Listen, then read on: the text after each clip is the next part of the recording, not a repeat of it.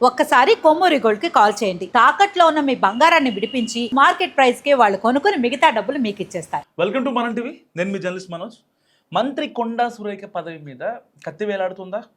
ఇన్నాళ్ళు చూసి చూడనట్టు వదిలేసిన కాంగ్రెస్ అధినాయకత్వం ఇప్పుడు సీరియస్గా ఉందా? పొగబెట్టుడు ప్రోగ్రామ్ ఇక మొదలైనట్టేనా? పాత పంచాయతీల్లో కొండాకు మద్దతుగా నిలబడ్డ వాళ్ళు కూడా ప్రస్తుతం చెదరెత్తేశారా?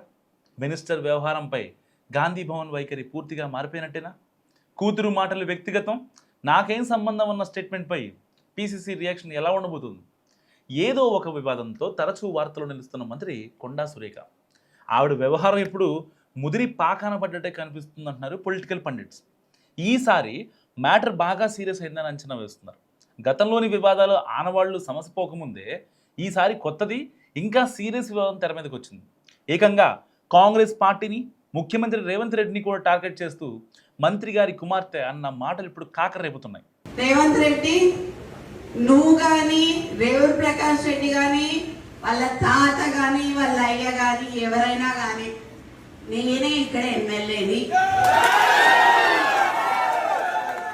కొండా సుస్మిత చేసిన తీవ్ర వ్యాఖ్యలపై అటు సీఎం రేవంత్ రెడ్డి, ఇటు పీసీసీ అధ్యక్షుడు మహేష్ గౌడ్ బాగా సీరియస్ అయ్యారు.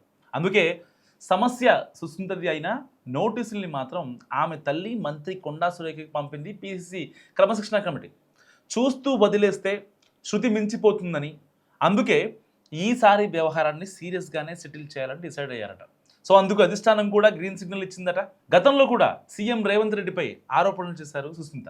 అప్పుడే సీరియస్ యాక్షన్ తీసుకోవాలని డిసైడ్ అయ్యారు సీఎం.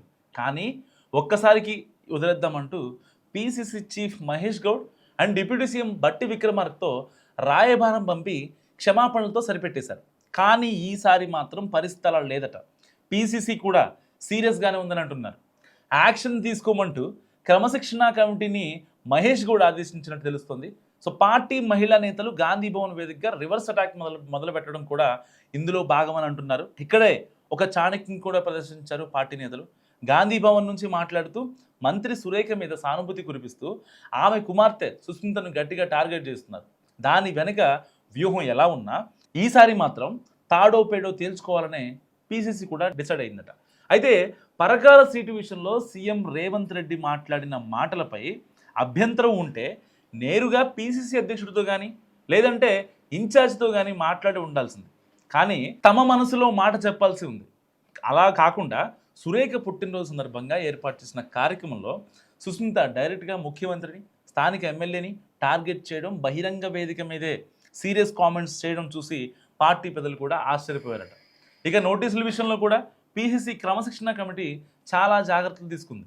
ముగ్గురు రెడ్డి సామాజిక వర్గం నేతలకు నోటీసులు ఇస్తే బీసీ సామాజిక వర్గానికి చెందిన కొండా సురేఖ కూడా ఒకరికి ఇచ్చారు. సో ఈ పరిస్థితుల్లో క్యాబినెట్ పునర్వ్యవస్థీకరణ ఎప్పుడు జరిగినా కొండా పదవి ఉంటుందా పోతుందా అన్న చర్చలు కూడా గట్టిగా జరుగుతున్నాయి. ఇంకొందరికైతే ప్రస్తుతానికైతే అసలు అప్రస్తుతం, అంతకంటే ముందే ఆమె మీద పార్టీ క్రమశిక్షణ చర్యలు తీసుకుంటుందేమో చూడాలంటున్నారు. ఊరుకొని ఇలా వదిలేస్తే పరిస్థితి చేయి దాటిపోతుందని భావిస్తున్న పీసీసీ ఈసారి మాత్రం కొండాపై యాక్షన్ తీసుకోవాల్సిందేనన్న ఫీలింగ్లో ఉందట.